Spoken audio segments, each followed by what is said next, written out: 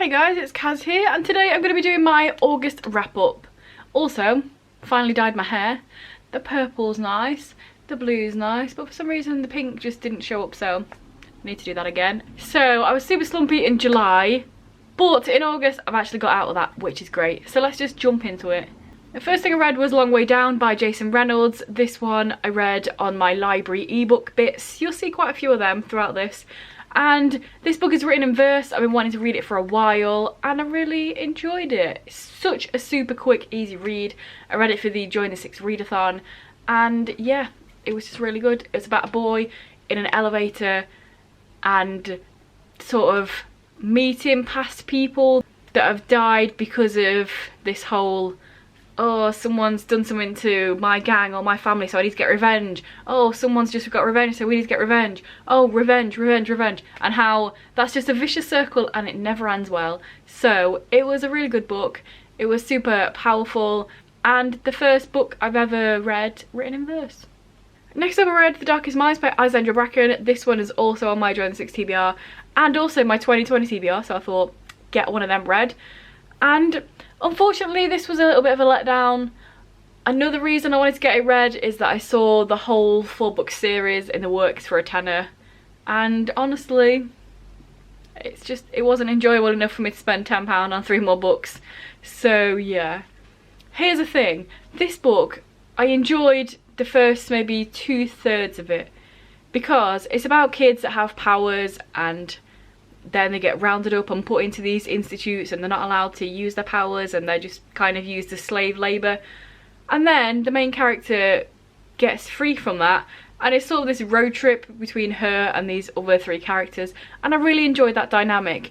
But towards the end all 4 of the characters split up, they weren't together anymore, and they have the first chapter of the second book in here and it just did not grab hold of me. Completely different, none of the characters are together. It's that whole dystopian, I'm going to do some spoilers here so mute it while I'm holding this up, but it's that whole dystopian, oh, work for the government but really you don't want to work for them but you have to save the other person. And it's just, it was boring. The whole reason I enjoyed the most of the story was because of the dynamic of the cast, and then they just weren't together anymore and it was the main girl just working for the government on the second book, and I don't care. I do not care. It was worth a read though, I guess, and I'm glad I finally got to it. Maybe if I find the next book on like ebook on my library I might read it, but I'm not going to spend money on it. Next up I read Loveless by Alice Oseman. I definitely enjoyed it, but it's not as enjoyable as a few other Alice Oseman books I've read. It was probably in the middle.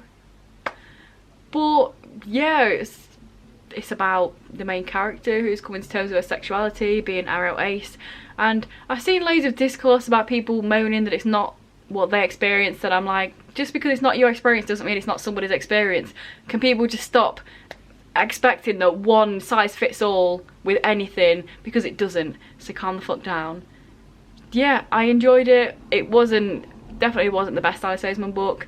They had the same sort of humour, the same sort of awkwardness that you expect in her books, but it wasn't memorable for me so much, I think.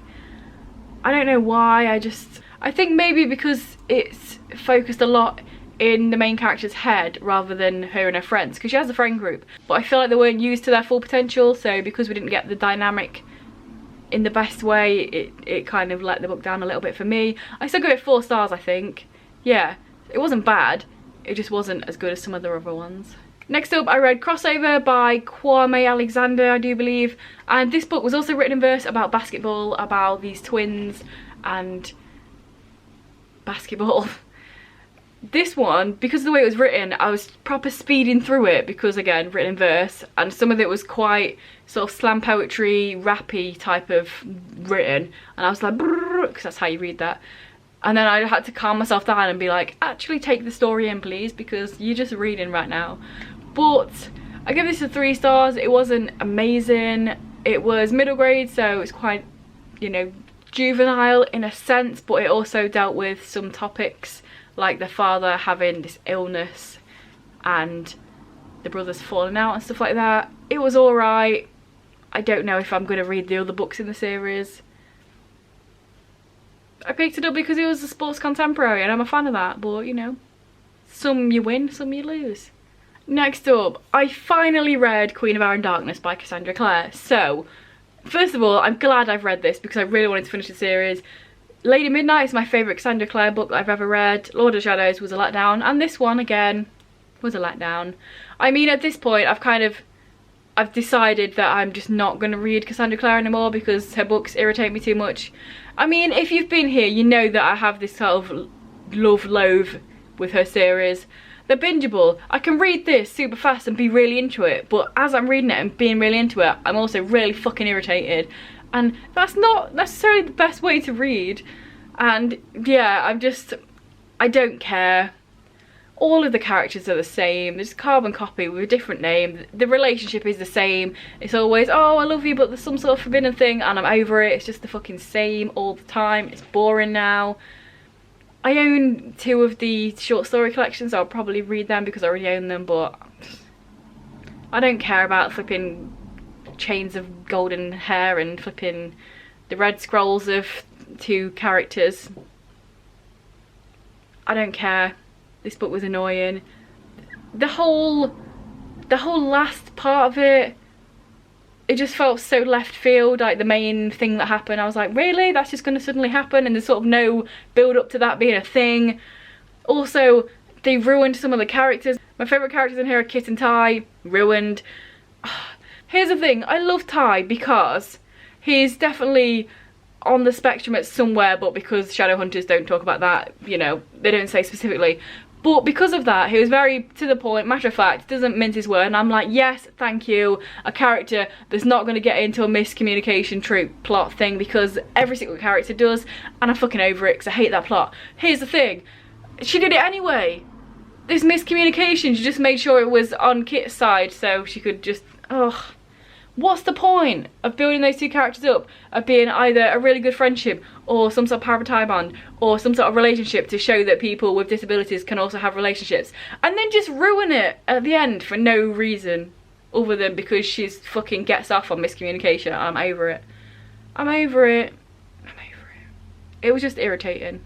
I'm also just over the way she writes things and has to overly explain stuff. For example, one of the things that really pissed me off in Lord of Shadows was how every single time Lord of Shadows was mentioned, she had to write the fact that he had 2 sides of his face, because one was like normal face, one was skeleton. Every single time. You don't need to do that every single time.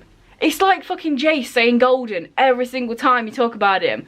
Get a new descriptive piece of information for any characters. In here, there's this thing where Julian's wrapped a piece of cloth around his wrist for reasons. I'm not going to spoil it, even though I probably already have spoiled a few things.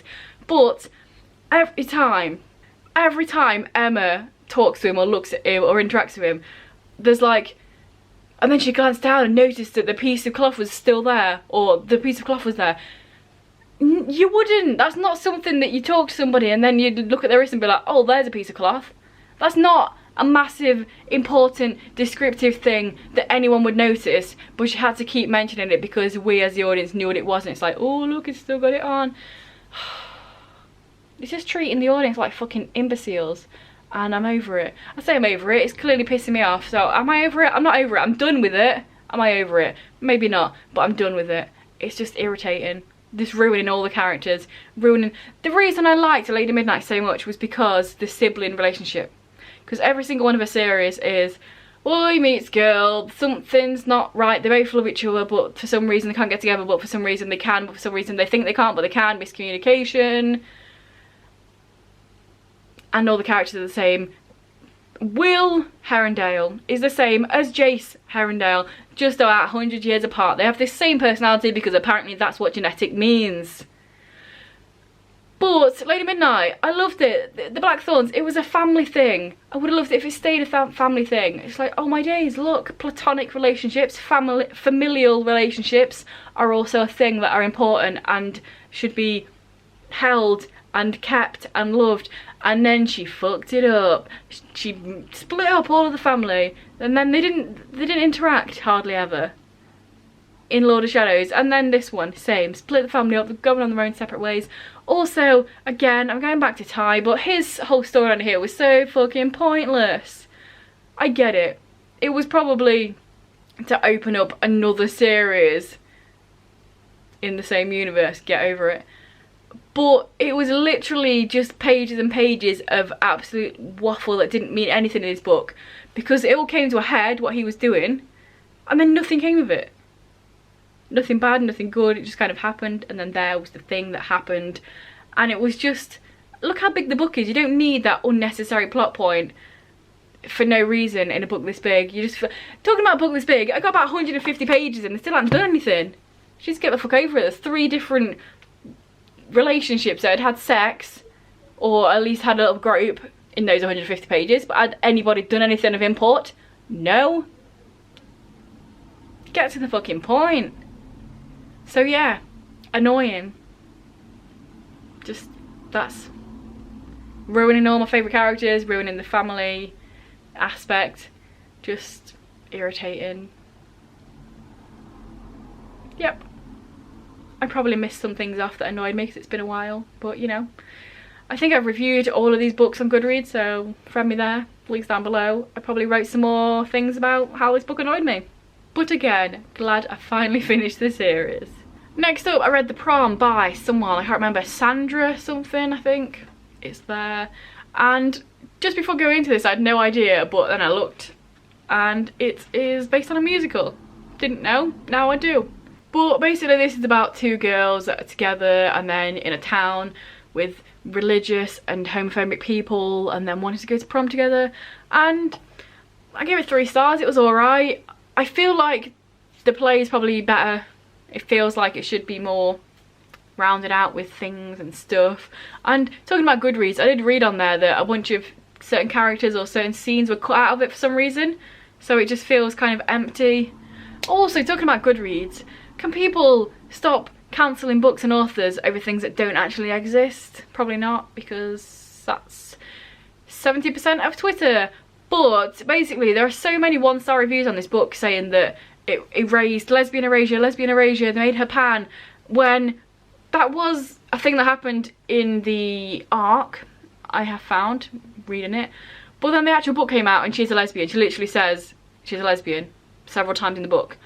But there's that whole, like, let's all hate on people because it's fun, where someone will say, oh, lesbian erasure, and then loads of people will jump on it and then go and one-bomb the thing even though they've never read it before, because it has lesbian erasure, but then it doesn't, because arcs, the whole point of arcs is that they can change, and you give them to people and then they give you their opinion, and then you change the book. But anyway, yeah, it was alright. Not much substance to it. I don't know why they cut out some of the storylines, because maybe it would have made it more interesting. One thing that really annoyed me is there's, as you can probably tell because of the synopsis, there's some bad stuff that happens because of homophobic people, and then there's a happy ending. And it really fucking pissed me off the way that the bad thing that happened was really, really, really horrible and nasty and done by a grown-ass adult to a teenage girl. And it was just disgusting behaviour, and then she never apologised, and all of a sudden she was just like alright with it, and the whole town was alright with it for a really, really stupid reason. Everyone suddenly was fine with it.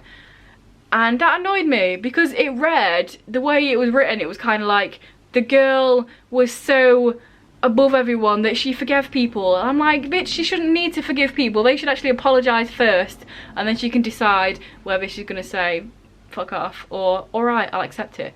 But nobody apologised, and then it was just her being above everyone else and being better than everyone else, that she can see it in herself to forgive these people that have been horrible. And it kind of annoyed me. This grown-ass adult should be held accountable and shouldn't just be allowed to, oh, I won't be a bastard to you now, and then that means it's fine, rather than apologise for what she did. So yeah, that annoyed me. Anyway, moving on. We're about halfway through, so let's hear a message from the sponsors. You know the drill.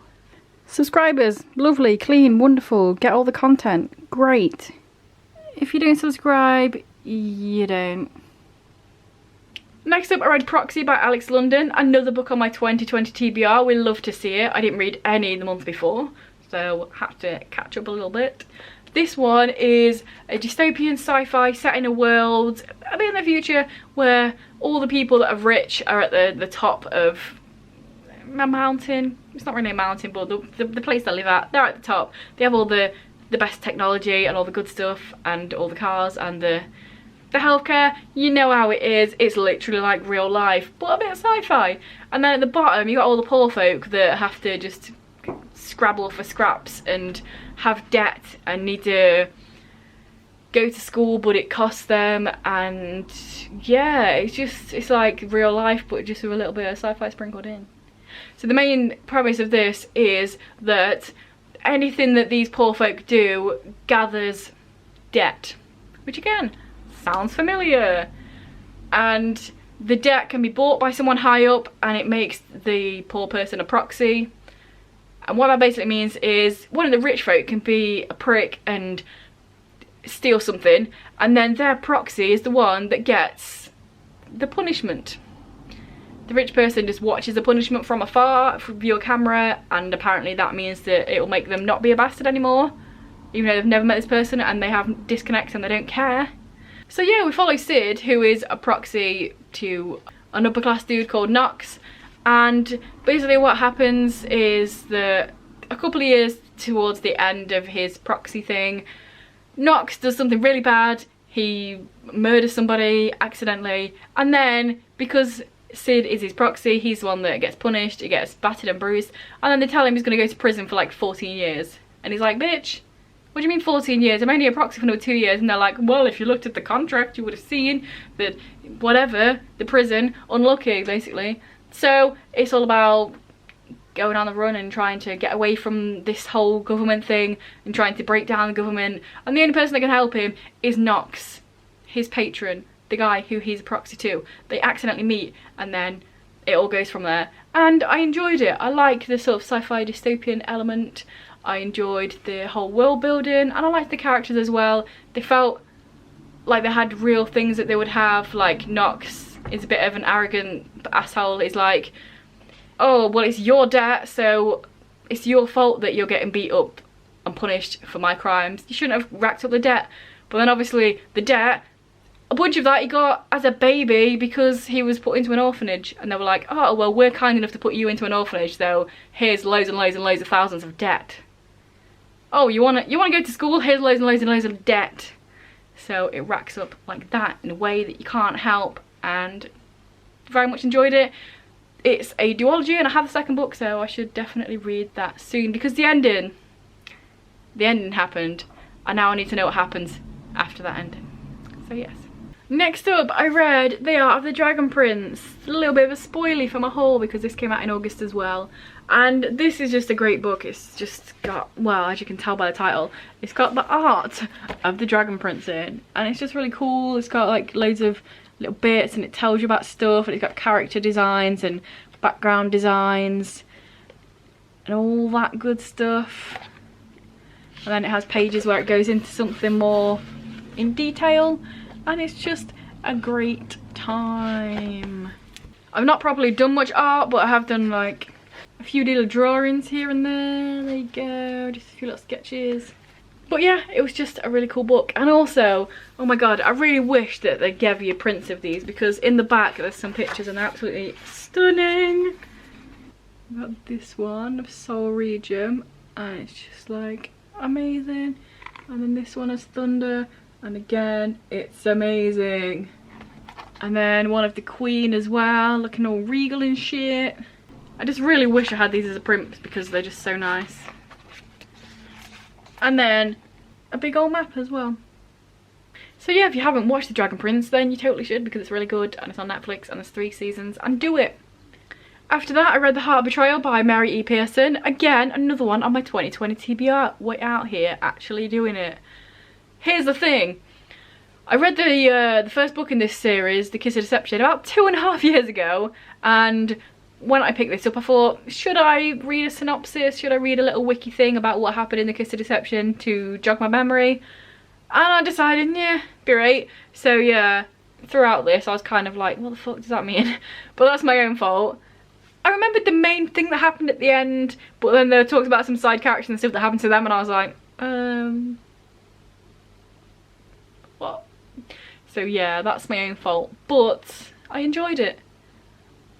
I think this is one of the very rare books where a love triangle is actually acceptable, because it's all about, well, here's the thing, the first book, it follows three people. There's the princess, there's an assassin, and then there's the prince that's meant to marry the princess, but you don't know which one is the assassin and which one is the prince, so all three of them are interacting, and that's the whole thing. In this book, you know which character is which, but there's a lot of internal politics and trying to survive and stuff like that, so it's kind of like, oh, I'll pretend I like this person, but actually I like this person, but I need to like this person so I don't get killed. So I feel like it was an acceptable love triangle, almost a square at times, but normally they're irritating, but in here it was acceptable, so yeah. The girl's got a head on her shoulders and she knows that she needs to play some bitches. I'm intrigued to find out how it ends. Next up, I read A Very Large Expansive Sea by Tahara Mephi. This is the first Tahara Mephi book I've ever read. I don't really have an interest in Shatter-Me, it's just not a thing that really draws me in. But this one was contemporary and I thought, you know what, that sounds good. I say that, I didn't even read the synopsis. But basically, it's set a year after 9/11 and it's about a hijabi girl who's going to school, and obviously, you know, racism ensues and Islamophobia and just people with no idea about anything. And I loved this book. I gave it 5 stars. I thought it was really good. I really enjoyed the raw emotion of it. You can tell that Tahara Mephi pulled from some of her own experiences in here, because just the way that Shireen thinks and the way she expresses herself and the way that she's got these walls built up because of years and years of people just treating her like shit, and then her not knowing how to really respond to somebody that's being nice to her. It's like, are they being nice to me? Are they pretending to be nice to me? Are they actually just lying and being a dick? It's very good. It's a very good book. Also, the sort of a love interest, the boy, the person that's being nice in here, Ocean, yeah, that's his name. I love him. He's probably one of the best YA love interests that I've ever read. It's just so lovely. And also, can we just clap? Because in here, right, get this, the characters talk to each other. Imagine that. You guys know how much I hate miscommunication. I kind of talked about it a little bit earlier, and I just love the fact that in here they actually talk to each other. And sometimes it took a little while. Obviously, got these walls built up, got these preconceived notions. You think, oh, if I stay away from that person, then that'll be the best for everyone. But even on things that were kind of held back, eventually they were talked about, and I love the fact that communication instead of miscommunication happened in this book. We love to see it. There was also this side plot about breakdancing, and I kind of half wish that when I was reading it I was googling the names of all the breakdancing moves, because that's what I normally do if I'm reading a book about something I'm not 100% sure on, or if someone mentions a piece of art or a piece of food or a place or a culture thing, then I like to have a little Google to find out. But I didn't with this one, so you know, I just had to kind of guess in my head what all the breakdancing moves meant. But I've seen enough people breakdance on telly and that, so I think I got the gist of it. But yeah, just a really great book, and I'm glad I read it and I loved it. And then last but not least, I read Buzz by somebody I can't remember. It's here on my Kindle. I've had it for years. It was a gay, contemporary, adult, new adult kind of thing. It was alright. It was about a guy that did hockey, ice hockey, and then something happened with his heart and then he's not allowed to do it again, so he goes back to his hometown, and then there's a relationship with this dude. It was alright. It was kind of just painting by numbers, gay, contemporary romance type thing. There wasn't really much substance to it. It was alright. I was kind of skim reading it a little bit because I was kind of like, it's alright, but I just need to get this read. I did like the fact that the love interest uncle did bees, that's not how you say words, looked after bees, and then I've never really read anything where people are looking after bees, so that's something a bit different. But just in general, it's kind of meh. It was alright. Nothing really stood out in any way. Nothing really happened in any way. There was no sort of dips and ebbs and flows in the storyline. I thought there was going to be, because they kept mentioning this ex that the main guy had that was toxic and an absolute bastard to him, but then nothing really happened. I expected him to return to the picture and be a bastard, and then, you know, something ensuing. But it's kind of just like, meh, rather than meh, meh. So there we go, that's everything I read in August. Let me know down below what you read in August. If you've read any of these, let me know. Say some words, I'll reply. Good times.